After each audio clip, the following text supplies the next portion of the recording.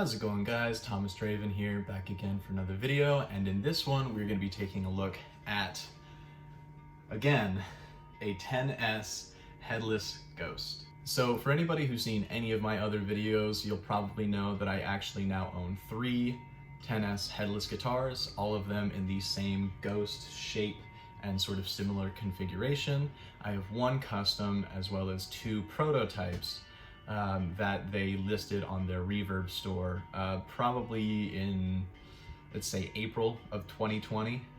This being one of them, the other one being the walnut headless that I have used in a couple of my videos. So when I found out that a friend of mine actually bought this guitar, I messaged him on Facebook saying, hey, if you ever want to get rid of that guitar, I love 10S guitars, I already have 2 already, would love to have a full set, and you know, if you ever want to sell it, just hit me up.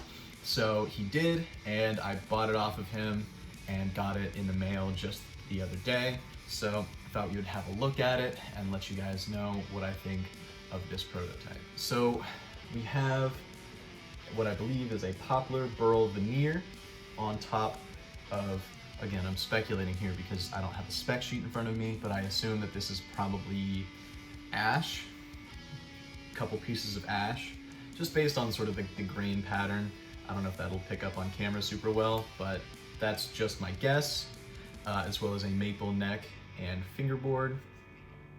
We have 6 strings, fan fret, 27 inches to 25.5.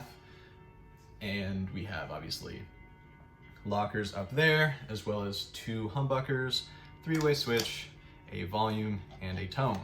In regards to the fit and finish, actually after giving it a good sort of look over, this is probably the worst craftsmanship I've seen on 10S guitars so far. I noticed first that around the 10S logo there's a bit of sort of what looks like a little bit of chipping in the wood on the fretboard. Frets are good, have a lot of life. The neck is shockingly thick, which I thought was interesting because the one on my custom is so significantly thinner. Actually, I guess not so much thick as it is wide. Like it's wide this way as opposed to thick this way, I guess is the denomination. But yes, it's a much wider neck, I'll say, compared to my custom. And overall, the neck is fine. Like I said, it's a bit wider than my custom, so might have to shave it down a little bit if possible. But I mean, overall, it seems to be well constructed. The inlay is a bit disappointing, but I'm not too upset about that. That being said, where the maple fretboard is mated to the maple neck, it is not very clean. There's nothing like sticking out and it's not peeling off or anything. It just looks dirty, you know what I mean? Like, it just doesn't look like cohesive. And it looks, you know, obviously it's 2 different pieces of maple mated together, and they do not look at all similar in terms of color, and just like the mating on the body is, the mating onto each other, the fretboard and the neck, is not spectacular. In regards to the neck pocket, there is not much wiggle room on the bass side, but there is a little bit of space on the treble side. You can fit a fingernail in there, and then at the base of the neck where the fingerboard chops off, that is not a very clean cut either. In terms of the body contours, those are done very nicely. That's something I like about 10S guitars, especially with their neck cards. You just have a lot of room to get up to those upper frets. Granted, this is a bolt neck, so it's not nearly as comfy as my set neck custom. But overall, it is very well done in that regard, and yeah, it is quite pretty. So moving down the body, again, this is probably just a thin, like paper thin, poplar burl or burled maple veneer. It's not going to affect your tone in any way, shape, or form. That being said, it does look quite pretty. Same with my custom. I love the way that the veneers turned out, because you know, I've seen a bunch of companies with like maple veneers or burled maple veneers that just look flat and almost like you just printed the design of the burl on. But these actually do have some nice depth in them, and you can actually feel like the little divots in the burls, which I think is nice. It's pretty cool. It's pretty nice. In regards to the hardware, this is like the same style as on the walnut Headless, the other prototype. I think they changed up the hardware for my custom for whatever reason. These operate a lot more smoothly, but I can't really say I've ever had any issues with any of them. I mean, the ones on my custom are still perfectly fine. These just turn a bit more smoothly and have just in general been a bit more manageable and easy to work with. In regards to the pickups, these are nothing special. They're unbranded, plastic covered humbuckers. I don't believe you can coil split them at all. The volume knob is giving decent resistance, if not a little kind of scratchy. And then the tone knob just slides back and forth really easily, which doesn't sound too great. Granted, I rarely, if ever, use tone knobs anyway, so I might end up ditching it. But just, again, this electronic stuff is nothing to write home about. Three-way switch feels clicky. It's, you know, good enough. It'll get you to point A to point B decently enough, but yeah, nothing special there. So that all being said, how does it play? So far, from the amount that I've played it, it plays very well. I actually really like the thickness of the neck.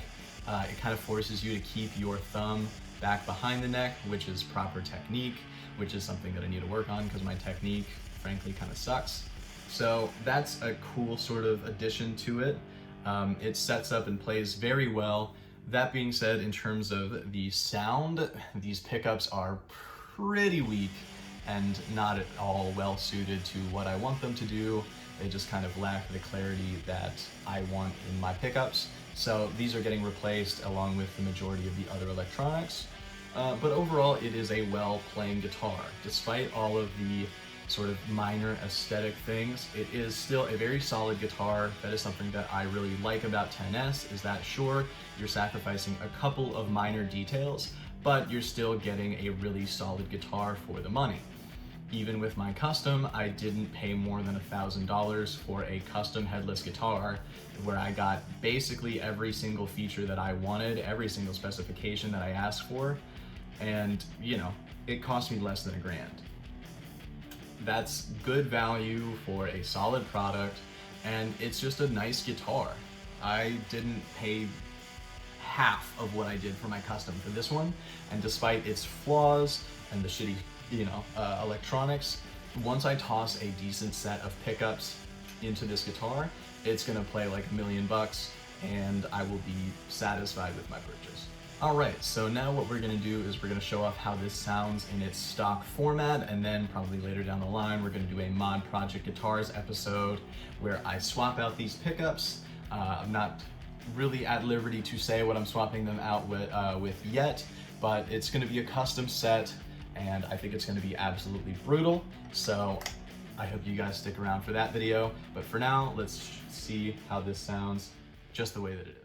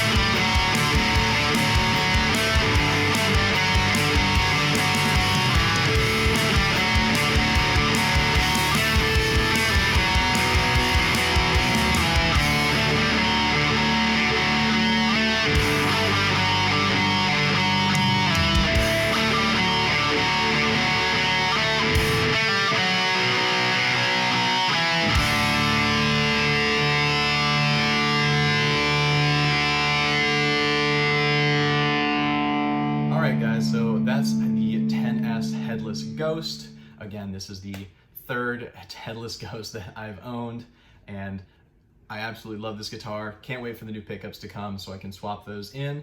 But until then, I hope you've enjoyed this video. Do not forget to like, comment, and subscribe.